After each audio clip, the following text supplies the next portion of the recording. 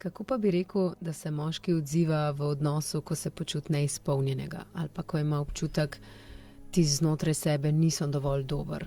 In hkrati, kako je to povezano z nekimi njegovimi notranjimi občutki, neke lastne vrednosti pa njegovimi vzorci?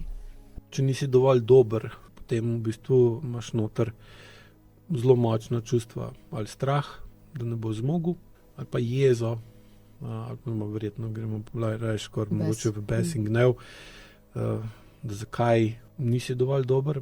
In potem imaš dve variante, ali greš v notranjo sabotažo, da sebe ukriviš za to in potem se kujaš, si zagrenjen, greš v samo destrukcijo, ki jo lahko izvajaš na različne načine, ali s hrano, ali z kakimi drugimi kemičnimi snovmi, od pijače pa naprej, ali pa je samo destrukcija zelo pogosta, tudi taka, ki je družbeno sprejemljiva, recimo nezdrava uporaba športa in rekreacije, ne?